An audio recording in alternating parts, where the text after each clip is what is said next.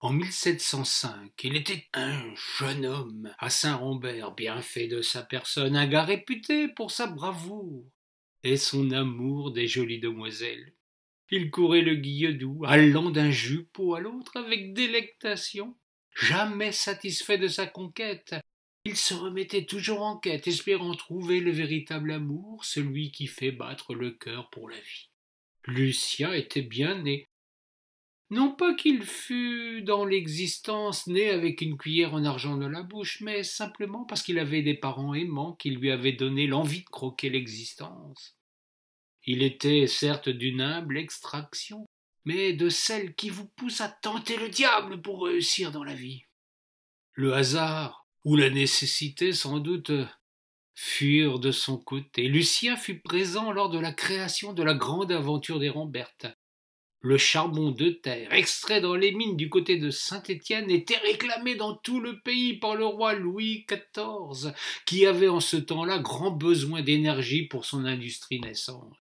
On suggéra au roi de transporter le précieux minerai par voie d'eau, la Loire étant fréquentable quelques mois par an du côté d'Orban.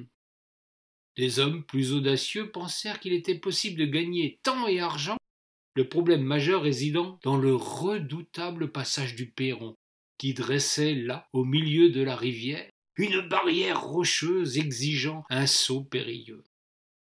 Lucien fut parmi les premiers à se porter volontaire pour tenter le diable et l'aventure. Il connaissait par le cœur le cours d'eau aimant depuis toujours s'y promener, pêcher malgré les interdits. Il savait les rochers, les obstacles, les pièges qui parsemaient ce trajet.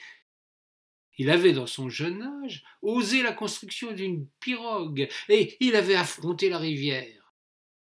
Sa réputation avait ainsi fait le tour de la contrée. Et c'est vers lui que se tournèrent naturellement les promoteurs de cette épopée en devenir. Lucien supervisa la construction de la toute première Ramberte, une grande barge en sapin pour y charger 20 tonnes de charbon. Il avait donné des conseils avisés, fort de ses expériences avec sa pirogue. Il se porta volontaire pour être le premier à se lancer dans cette folie, en situation réelle, avec une embarcation chargée. Il eut d'ailleurs bien du mal à trouver un compère qui acceptât de l'accompagner dans cette sortie.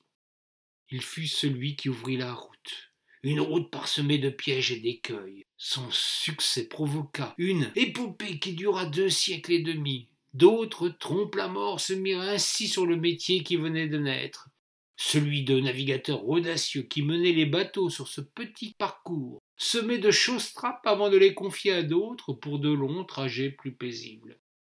Ces gars-là étaient des acrobates, des têtes brûlées, ne craignant rien. Ils étaient pourtant si faibles dans ces flots furieux avec leurs malheureuses pétoles, leur courage et la main de Dieu tant qu'elle voulait bien les protéger.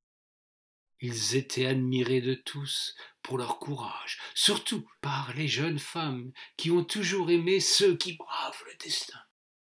Lucien, tout particulièrement, avait remarqué une beauté qui guettait le passage des vaillants devant le saut du perron. Elle était là, la robe et les cheveux flottant au vent, inquiète et fébrile devant le spectacle qu'elle admirait tout autant qu'elle redoutait. Il ne manquait jamais à chaque passage de jeter dans la rivière, à l'approche de la magnifique vigie, une rose en lui envoyant un baiser. La demoiselle l'avait elle aussi remarqué et avait les yeux de Chimène pour son kamikaze de galant. Elle était énamourée pour celui qui, en dépit du danger qui sourdait, se permettait pareille galanterie, aimable, révérend. À elle seule destinée, elle avait le cœur battant à chacun de ses passages, si fréquents du reste qu'elle soupçonnait qu'il se mit ainsi en danger rien que pour elle. Elle se décida à agir pour le préserver tout autant que le conquérir. Elle se rendit dans l'église de Saint-Maurice munie, selon la légende, d'une épingle à cheveux. Elle essaya à plusieurs reprises de la lancer contre la queue de cheval sur lequel était jugé le saint patron de la ville. On prétendait que si l'épingle s'y fichait, le mariage désiré serait exaucé et serait qui plus est fort heureux. Hélas, elle n'y parvint pas et eut soudain terrible pressentiment. Elle se précipita vers le seuil tant redouté, guettant l'arrivée de son amoureux. La Loire était ce jour-là plus haute et agitée que d'habitude. Elle était folle d'inquiétude et eut un violent passement au cœur quand elle vit apparaître celui qu'elle chérissait. Ce ne pouvait être que lui, celui qui se tenait ainsi, fier et élégant, pour aborder le passage le plus redoutable de toute la Loire.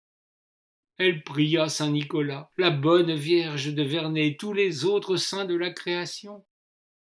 Hélas, les cieux ce jour-là étaient inaccessibles à ses requêtes. Elle vit Lucien bouter son chapeau devant elle, lui envoyer un doux baiser, jeter la rose dans les flots en furie, quand un immense craquement résonna dans la vallée. Lucien désarçonné sombra sous les yeux de sa bien-aimée. La pauvre, folle de douleur, se précipita à Vinay. C'est là, quelques jours plus tard, qu'on découvrit son corps.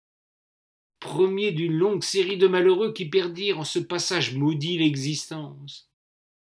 La fille pleura toutes les larmes de son corps et sa fit curieuse promesse.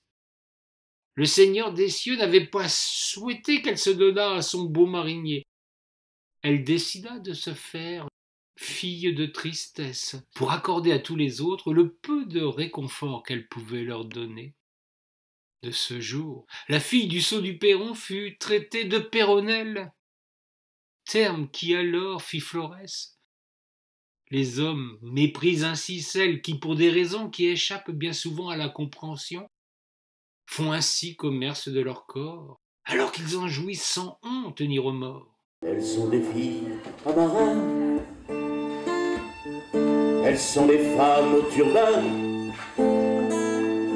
pauvres demoiselles perdues, à la si petite vertu. Elle n'en profitait point, mais se faisait un point d'honneur à adoucir une existence qu'elle savait si fragile pour ces malheureux garçons affrontant 1000 périls pour des boulets de charbon. Que cette histoire résonne dans vos cœurs et vous ouvre à bien plus de compassion pour celles qui font boutique de leur corps. Des Péronnelles se trouvèrent tout au long de la rivière. Elles travaillaient dans ces bordeaux qui accueillaient des mariniers en désamour. C'est un lugubre Bordeaux où s'arrêtent les bateaux, une simple escale sordide pour tous ces cœurs bien vides. Ce métier qu'on dit le plus vieux du monde ne mérite ni opprobre ni mépris.